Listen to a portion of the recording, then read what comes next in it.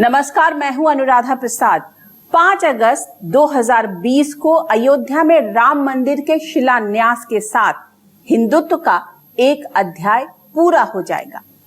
क्या ये हिंदुत्व के राजनीतिक महाग्रंथ का पटाक्षेप है या फिर यहां से एक और नया अध्याय शुरू होगा जो राजनीति के एक महाग्रंथ का रूप ले सकता है? क्या राजनीति में हिंदुत्व के प्रयोग का नया अध्याय पिछले अध्याय से ज्यादा उतार चढ़ावों से भरा होगा? क्या नया हिंदुत्व सिर्फ बीजेपी तक सीमित होगा या दूसरे राजनीतिक दल भी इसे आत्मसात कर लेंगे? हिंदुत्व की दूसरी किश्त में आरएसएस हावी होगा या बीजेपी? राम मंदिर के आंदोलन से जुड़े संघ परिवार के दूसरे संगठन अब किस तरफ रुख करेंगे? कहीं ऐसा तो नहीं कि आक्रामक हिंदुत्व की विचारधारा से जुड़े संगठन ही मौजूदा सिस्टम में विपक्ष की भूमिका में खड़े हो जाएंगे?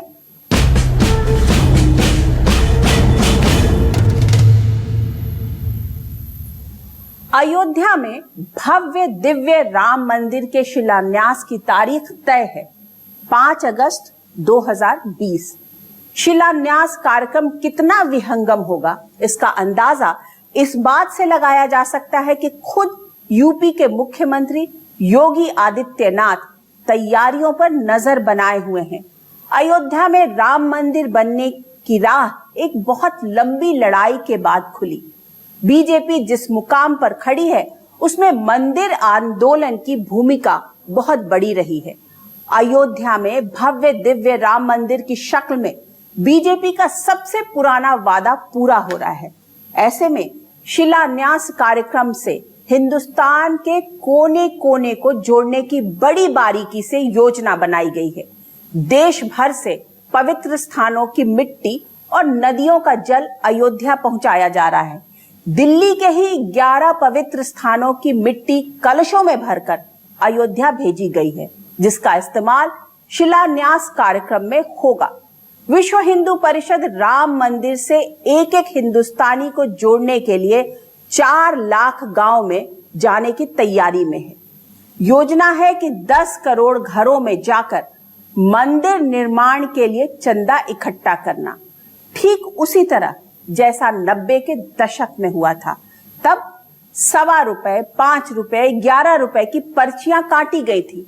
शिलादान कार्यक्रम व्यापक पैमाने पर चलाया गया था, जिससे पूरे देश में प्रचंड राम लहर पैदा हुई थी, जिसका सियासी फायदा सीधे सीधे बीजेपी को मिला।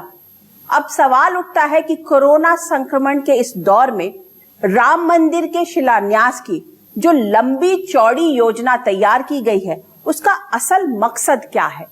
क्या ये सिर्फ आस्था तक सीमित है या फिर भविष्य की सियासी राह को देखते हुए तैयार की गई है? शिलान्यास कार्यक्रम के बाद बीजेपी की पहली वोट परीक्षा बिहार विधानसभा चुनाव में होनी है। उसके बाद पश्चिम बंगाल की बारी है। तो क्या अगले चुनाव में बीजेपी का सबसे बड़ा पोस्टर अयोध्या ही बनेगा? क्या बंगाल में सत्ता पाने को बेकरार बीजेपी की चुनावी तैयारी अयोध्या से ही शुरू होगी?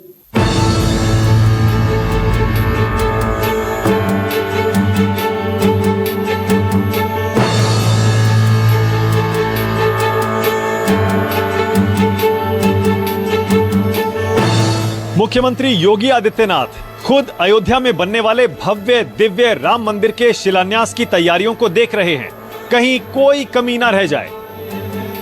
इतिहास में जब भी अयोध्या की बात होगी, राम मंदिर की बात होगी, 5 अगस्त 2020 की तारीख का जिक्र जरूर होगा।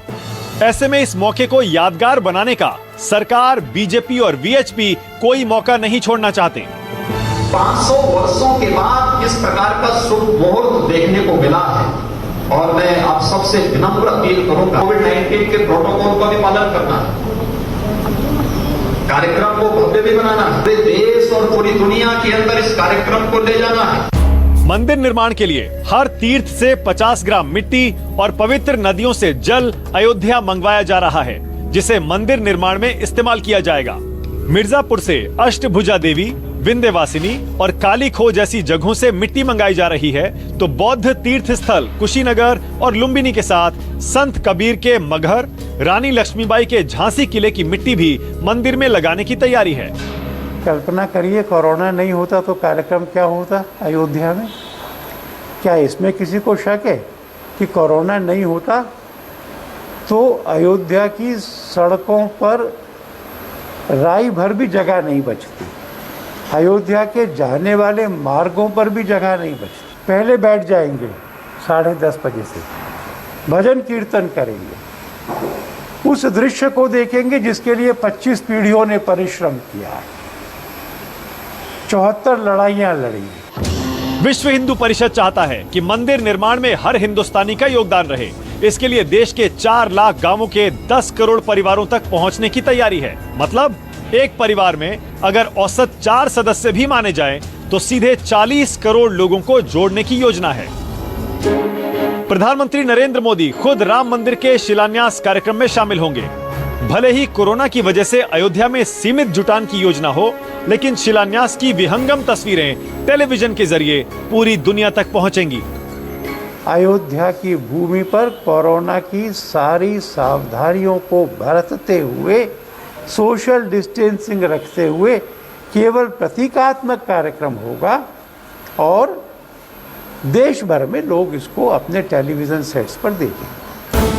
अयोध्या में शिलान्यास के साथ ही राम मंदिर का निर्माण कार्य शुरू हो जाएगा। दूसरी ओर बिहार में विधानसभा चुनाव प्रचार भी जोर पकड़ने लगेगा।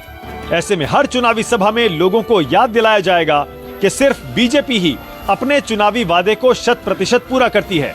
वहीं वीएचपी समेत हिंदूवादी संगठनों के कार्यकर्ता मंदिर निर्माण में योगदान के नाम पर गांव-गांव भ्रमण कर रहे होंगे। देखिए, हिंदुत्व इस देश का सांस्कृतिक स्वभाव है। इसे किसी एजेंडा के कांचे में सोचना या निरूपित करना संकीर्णता होगा। इसलिए राम मंदिर को किसी एजेंडा का चक्र पूरा होने के बजाय इतिहास में दर्ज हुआ मील का पत्थर अथवा माइलस्टोन कहना ज़्यादा ठीक है। बिहार के वोट युद्ध में बीजेपी राम मंदिर के राजनीतिक प्रसाद के लिए पूरा जोर लगा देगी। ऐसे में सवाल उठता है, बिहार के मुख्यमंत्री और कभी सेक्युलर राजनीति के चमकदार पोस्टर बॉय में से एक रहे नीतीश कुमार की राह क्या होगी? आज की तारीख में बिहार में जेडीयू बीजेपी की गठबंधन सरकार है, जिसके मुखिया हैं नीतीश कुमार। मौजूदा सियासी समीकरण में नीतीश कुमार के पास ज्यादा विकल्प नहीं है। ऐसे में सवाल उठता है, क्या नीतीश राम धुन में सियासी वैतरणी पार करने की कोशिश करेंगे या उनके दिमाग में कुछ अलग चल रहा है? कोरोना संकट के बीच और राम मंदिर के शिलान्यास के बाद बिहार में बीजेपी की पहली वोट परीक्षा होनी है। बिहार के नतीजे तय करेंगे कि पश्चिम बंगाल समेत दूसरे राज्यों में बीजेपी किस मुद्दे के साथ आगे बढ़ेगी। राम मंदिर आंदोलन ने 3 तरह के लोगों को बीजेपी से जोड़ा। एक, हिंदूवादी संगठनों और बीजेपी के कार्यकर्ता जो हिंदुत्व के अभी और विराट रूप का इंतजार कर रहे हैं। दूसरे, ऐसे लोग जिन्होंने भव्य राम मंदिर बनने का सपना देखा, उनकी कोई विशेष ख्वाहिश नहीं है। तीसरा, देश के मध्यम वर्ग का एक बड़ा हिस्सा जो एक बहुत बड़ा वोट बैंक है। मध्यम वर्ग का राम मंदिर का सपना तो साकार होता जा रहा है, लेकिन उसे अब इंतजार है राम राज्य का भी। ऐसा राम राज्य जिसकी कल्पना रामचरितमानस में की गई है। दैहिक दैविक भौतिक तापा, राम राज नहीं काहू व्यापा, सब नर करी है परस्पर प्रीति, चल ही स्वधर नीरत श्रुति नीति। मतलब राम राज्य में आम जनता को दैहिक दैविक और भौतिक कष्ट नहीं झेलने पड़ते। सभी मनुष्य आपस में प्रेम करते हैं और मर्यादा में रहकर अपने अपने धर्म का पालन करते हैं। ये एक यूटोपियन विचार है, लेकिन हिंदू धर्म में राम राज्य की यही कल्पना है। तो क्या हिंदुत्व की अगली सीढ़ी राम राज्य होगी? क्या राम मंदिर निर्माण के बाद मोदी सरकार की गवर्नेंस की ब्रांडिंग राम राज्य के रूप में होगी? क्या राम राज्य ही नया हिंदुत्व होगा?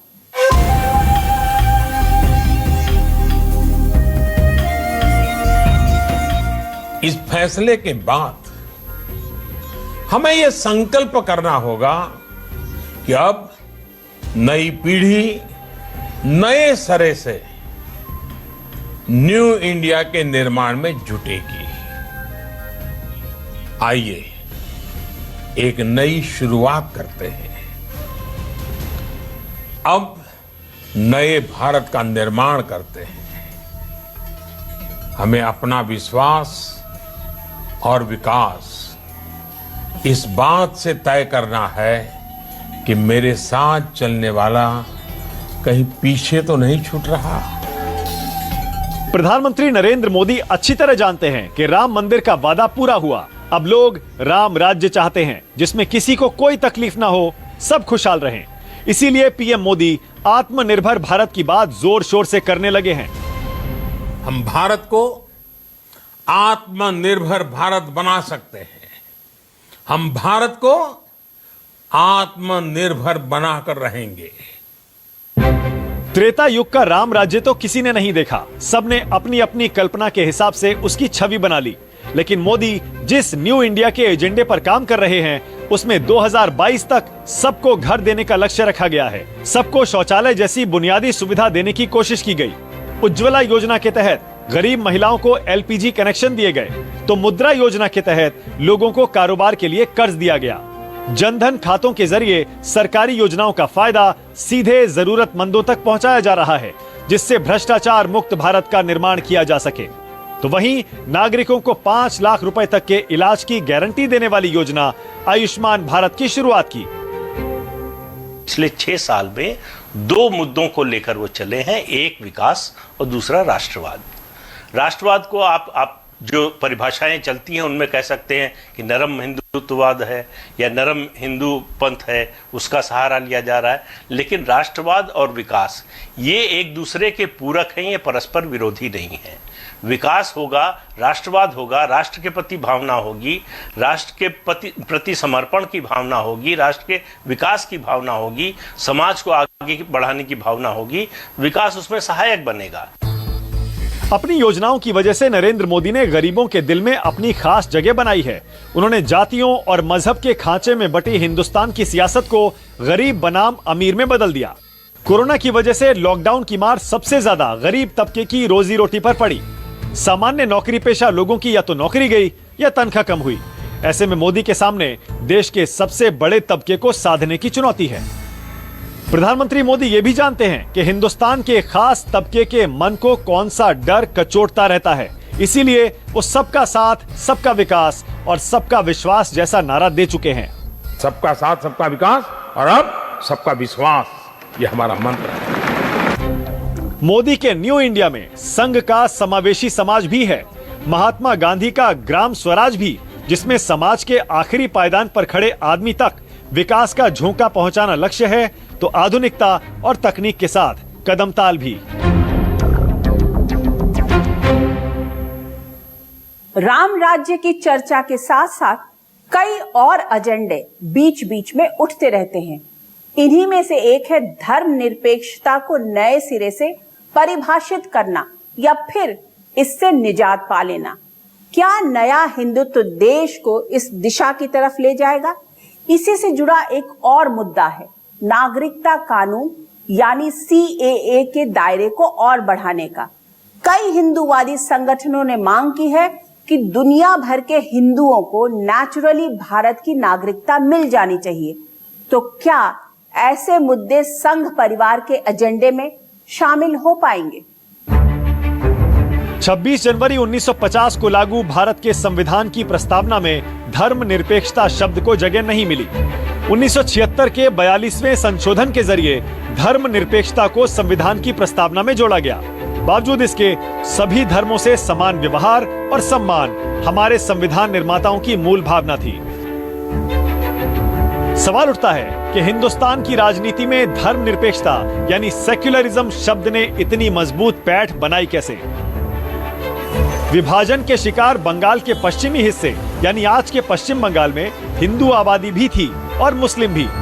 जब बंगाल पश्चिमी और पूर्वी में बंटा तो हिंदू मुस्लिम आबादी का स्थानांतरण बड़े पैमाने पर नहीं हुआ जैसा पंजाब में देखा गया था। पूर्वी बंगाल यानी आज के बांग्लादेश में बड़े पैमाने पर हिंदू रह गए, जिन्हें बाद में घुसपैठिया बनाकर पूर्वोत्तर में आना पड़ा। बीजेपी सरकार ने नागरिकता संशोधन कानून पास करवाया, जिसका मकसद बताया गया पड़ोसी देशों में प्रताड़ित हिंदुओं को नागरिकता देना। लाखों करोड़ों लोग नर्क की यातना में जी रहे थे, उनको न्याय किसी ने नहीं दिया, क्योंकि वोट बैंक की लालच के अंदर आंखें अंधी हुई थी, कान बहरे हुए थे, उनकी चीखें नहीं सुनाई पड़ती थी। मान्यवर नरेंद्र मोदी जी ने वोट बैंक की राजनीति के लिए कभी कुछ नहीं किया, केवल और केवल ये पीड़ितों को न्याय करने के लिए नरेंद्र मोदी जी ये बिल लेकर आए हैं। नागरिकता संशोधन कानून के तहत पाकिस्तान, बांग्लादेश और अफगानिस्तान के 6 अल्पसंख्यक समूहों यानी हिंदू, जैन, सिख, बौद्ध, ईसाई और पारसी धर्म के लोगों को भारतीय नागरिकता का लाभ मिलने का प्रावधान है, लेकिन मुसलमानों को इसके दायरे से बाहर रखा गया। संघ का रास्ता वही है जो इस समाज की राह है। संघ का रास्ता वही है, एकमात्र लक्ष्य वही है, हिंदू समाज को संगठित करके इस हिंदू स्थान को परम वैभव के उच्च सिंहासन तक ले जाना, वही है संघ का लक्ष्य। अब हिंदुत्व की कट्टर धारा से जुड़े लोग दुनिया भर के हिंदुओं के लिए हिंदुस्तान में नेचुरल नागरिकता की बात जोर शोर से उठा रहे हैं। तो क्या हिंदुत्व 2 में राष्ट्रीय स्वयंसेवक संघ दुनिया भर के हिंदुओं के लिए हिंदुस्तान का दरवाजा और खिड़कियां नेचुरली खोलने की वकालत करेगा? संघ के मुख्य एजेंडे में नागरिकता संशोधन कानून का दायरा बढ़ाना शामिल होगा। हिंदुस्तान की सियासत में एक लंबा दौर ऐसा भी रहा जब ज्यादातर पार्टियां खुद को माइनॉरिटी तबके यानी मुसलमानों का खैरख्वाह बताने का कोई मौका नहीं छोड़ती थी। लेकिन अब सियासत की धारा बदली है। ज्यादातर पार्टियां खुद को मेजॉरिटी यानी हिंदुओं के ज्यादा से ज्यादा करीब दिखने की होड़ में है। 2014 के लोकसभा चुनाव में कांग्रेस की हार के बाद समीक्षा के लिए बनी एंटनी कमेटी ने इसके लिए पार्टी की हिंदू विरोधी छवि को जिम्मेदार ठहराया था। इसके बाद राहुल गांधी ने सॉफ्ट हिंदुत्व के जरिए गुजरात में कांग्रेस की सत्ता में वापसी का प्रयास किया। इस प्रयोग से भले ही कांग्रेस की गुजरात की सत्ता में वापसी नहीं हो पाई, लेकिन सूबे में कांग्रेस बहुत मजबूत हुई। इसी राह पर चलते हुए 2018 में मध्य प्रदेश, छत्तीसगढ़ और राजस्थान में कांग्रेस की सत्ता में वापसी हुई। मध्य प्रदेश के मुख्यमंत्री रहते कमलनाथ ने भी खुद को राम भक्त दिखाने में कोई कसर नहीं छोड़ी। छत्तीसगढ़ के मुख्यमंत्री भूपेश बघेल ने भी सूबे में राम से जुड़े निशान को विकसित करने की योजनाएं शुरू की हैं। तेजी से बदलती सियासत और मोदी से मुकाबले की ख्वाहिश में कट्टर हिंदुत्व की पैरोकार शिवसेना ने सेकुलरिज्म की राजनीति करने वाले कांग्रेसी और एनसीपी के साथ गठबंधन की सरकार बनाई।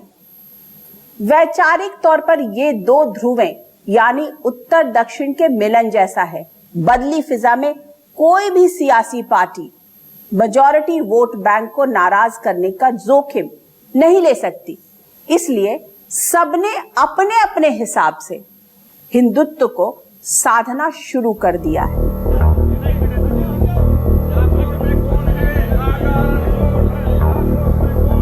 – 2017 गुजरात विधानसभा चुनाव में राहुल गांधी ने जमकर मंदिरों के दर्शन किए। इसे राजनीतिक पंडितों ने नाम दिया कांग्रेस का सॉफ्ट हिंदुत्व। पिछले चुनाव की तुलना में गुजरात विधानसभा चुनाव में कांग्रेस को 16 सीटों का फायदा हुआ। मध्य प्रदेश चुनाव में भी कांग्रेस सॉफ्ट हिंदुत्व के सहारे सत्ता में आई। चुनाव प्रचार के दौरान कमलनाथ ने सूबे की 23,000 ग्राम पंचायतों में गौशालाओं के निर्माण का वादा किया। सत्ता में आने के बाद कांग्रेस की कमलनाथ सरकार ने राम वन गमन पथ यात्रा निकालने का फैसला किया। ये वो रास्ता है जिससे वनवास के दौरान भगवान राम गुजरे थे। छत्तीसगढ़ के मुख्यमंत्री भूपेश बघेल ने भी श्री राम वन गमन से जुड़ी जगहों पर धार्मिक पर्यटक स्थल के तौर पर उसे विकसित करने का फैसला किया। 6 साल में मोदी ने जो किया है वो ये किया है कि हिंदू विरोधी राजनीति की जगह नहीं रह गई है भारतीय राजनीति में। हिंदुओं के हित का भी आपको ध्यान रखना पड़ेगा। अगर आप इस तरह की राजनीति करते हैं कि मुस्लिम तुष्टीकरण जो है वो वोट की गारंटी है, हिंदू की उपेक्षा, हिंदू का विरोध, हिंदू धर्म का विरोध, ये आपको धर्म निरपेक्षता का सर्टिफिकेट देगा और उससे आप चुनाव जीत जाएंगे, वो अब नहीं हो रहा है। हाल ही में छत्तीसगढ़ की कांग्रेस सरकार ने किसानों से 1.5 रुपए किलो के हिसाब से गोबर खरीदने का फैसला लिया। इसे नाम दिया गया गोधन न्याय योजना। आरएसएस तो कांग्रेस सरकार के इस फैसले से खुश है। राजस्थान की गहलोत सरकार को भी गौ सेवा में पुण्य दिख रहा है। राजस्थान सरकार ने बजट में नंदी गाय के लिए आश्रय गृह की स्थापना करने का फैसला किया। गैर बीजेपी पार्टियां भी ऐसा कोई कदम नहीं उठाना चाहती जिससे हिंदू विरोधी दिखें। तो महाराष्ट्र में सत्ता समीकरण कुछ ऐसा बना कि कांग्रेस की धुर विरोधी रही शिवसेना ने मिलकर सरकार बना ली और बीजेपी पर सीधा प्रहार कर रही है। शायद मैं बीजेपी से अलग हुआ हूं, हिंदुत्व से नहीं। हिंदुत्व और बीजेपी अलग है। बीजेपी का मतलब हिंदुत्व नहीं है, हिंदुत्व अलग है, बीजेपी अलग है। तो हम बीजेपी से अलग हुए हैं, हिंदुत्व से नहीं। दिल्ली के सियासी अखाड़े में जब अरविंद केजरीवाल का बीजेपी से सीधा सामना हुआ तो आम आदमी पार्टी के एजेंडे में भी सॉफ्ट हिंदुत्व आ गया। केजरीवाल हनुमान भक्त बन गए। कोई शिव जी को मानता है, कोई रामचंद्र जी को मानता है, कोई विष्णु जी का वैष्णव लोग हैं। मैं हनुमान जी पे मेरी श्रद्धा है तो हनुमान जी ने साथ दिया पूरी जिंदगी। तो दो लाइनें सुना देता हूँ मैं। श्री गुरु चरण सरोज रज निज मन मुकुर सुधार। ये वो दौर था जब दिल्ली में CAA और NRC के खिलाफ शाहीन बाग में जोरदार प्रदर्शन चल रहा था, लेकिन केजरीवाल अपनी चुनावी सभाओं में ऐसी कोई भी बात कहने से बचते रहे जिससे बहुसंख्यक हिंदू वोटरों का मन आम आदमी पार्टी से रत्ती भर भी खट्टा हो। नतीजा ये रहा, दिल्ली की 70 में से 62 सीटें आम आदमी पार्टी के खाते में आ गई। देश के हर हिस्से में सियासी पार्टियों ने अपनी पुरानी लकीर को बदलना शुरू कर दिया है। लोकतंत्र में सियासी पार्टियां लोगों के मिजाज के हिसाब से अपनी राह बदलती रहती हैं। अब सवाल उठता है कि क्या भारतीय राष्ट्रवाद और हिंदुत्व की मंजिल एक ही है? इसे समझने के लिए इतिहास के पन्नों को पलटना जरूरी है। दरअसल पिछली सदी की शुरुआत में एक सोच ये थी कि धर्म के नाम पर एक ऐसी राष्ट्रवादी सोच को जन्म दिया जा सके जिसके सामने बाहरी ताकतें घुटने टेक दें। यही वो वक्त था जब भारतीय मुस्लिम तुर्की में खलीफा के समर्थन को लेकर खिलाफत आंदोलन चला रहे थे। महात्मा गांधी ने खिलाफत का समर्थन कर मुस्लिमों को साथ जोड़ने की कोशिश की, लेकिन हिंदुओं का एक वर्ग इससे नाराज हो गया। धीरे धीरे इस नाराजगी ने एक अलग राह पकड़ ली और 1923 में पहली बार हिंदुत्व शब्द ने हिंदुस्तान के राजनैतिक शब्दकोश में अपनी जगह बना ली। विनायक दामोदर सावरकर के हिंदुत्व ने देश की राजनीति को एक नया मोड़ दे दिया। इसके बाद राष्ट्रीय स्वयंसेवक संघ का जन्म हुआ। आरएसएस की गर्भ से पहले जनसंघ और फिर बीजेपी वजूद में आई। नरेंद्र मोदी के दौर में संघ का दायरा भी बहुत बढ़ा। मोदी ने भी संघ के बड़े बड़े एजेंडों को एक एक करके पूरा करना शुरू कर दिया, चाहे वो राम मंदिर हो, जम्मू कश्मीर से धारा 370 खत्म करना, 3 तलाक खत्म कर यूनिफॉर्म सिविल कोड की ओर बढ़ना हो, या फिर नागरिकता संशोधन कानून। मतलब अब हिंदुत्व 2 की शुरुआत होने वाली है। ऐसे में सवाल उठता है कि अब संघ की नई भूमिका किस तरह की होगी? हिंदुत्व 2 में आरएसएस भारी पड़ेगा या सरकार? मोदी सरकार ने नामुमकिन जैसे काम को मुमकिन कर दिया। सदियों से चला आ रहा अयोध्या विवाद का फैसला सुप्रीम कोर्ट से हुआ। अयोध्या में राम मंदिर बनने की राह खुल गई। आरएसएस, विश्व हिंदू परिषद, बजरंग दल जैसे हिंदूवादी संगठनों का सपना पूरा हुआ। भारतीय संविधान की धारा 370 में जम्मू कश्मीर में 2 विधान, 2 निशान, 2 प्रधान की व्यवस्था चल रही थी। 370 खत्म करना संघ के टॉप एजेंडे में था। नरेंद्र मोदी और अमित शाह की जोड़ी ने एक झटके में धारा 370 को खत्म कर दिया। जम्मू कश्मीर में एक लंबे रक्तपात भरे युग का अंत धारा 370 के समाप्त होने से बनेगा। मोदी सरकार ने 3 तलाक खत्म कर अब यूनिफॉर्म सिविल कोड की ओर कदम आगे बढ़ा दिया है। मोदी की अगुवाई में संघ समेत दूसरे हिंदुत्ववादी संगठनों के सभी बड़े मुद्दे अंजाम तक पहुंच गए या तेजी से पहुंच रहे हैं। ऐसे में सवाल उठता है, हिंदुत्व 2 में संघ और दूसरे संगठनों की भूमिका क्या होगी? कि संघ ये बंद संगठन नहीं है कि डॉक्टर हेडगेवार ने कुछ वाक्य बोल दिए, अब उन्हीं वाक्यों को लेकर हम चलने वाले हैं। समय बदलता है, संगठन की स्थिति बदलती है, हमारा सोचना, आर्टिकुलेशन ये भी बदलता है और बदलने की परमिशन डॉक्टर हेडगेवार से हमको मिलती रही है।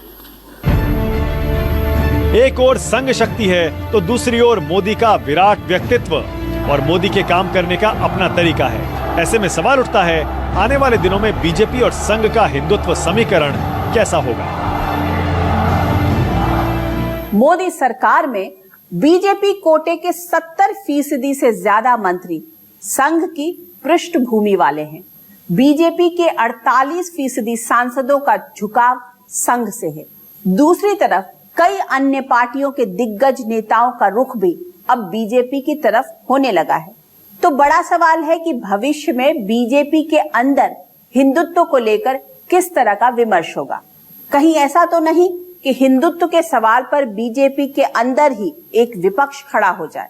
फिलहाल संघ और बीजेपी का नेतृत्व खुद को कट्टरपंथ से बचाकर रखने की कोशिश करता आ रहा है, लेकिन कहीं ना कहीं ये द्वंद्व है कि आने वाले समय में हिंदुत्व की दिशा क्या होगी।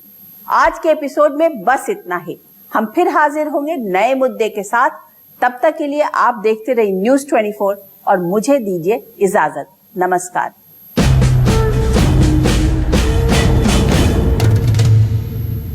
नमस्कार, मैं हूं मानक गुप्ता। अगर आपको हमारा ये वीडियो पसंद आया हो तो इसे लाइक और शेयर जरूर करें और हाँ, हमें सब्सक्राइब और फॉलो करना ना भूलें ताकि आप देश और दुनिया की कोई खबर मिस ना करें। तो जुड़े रहिए हमारे साथ और देखते रहिए न्यूज़ 24।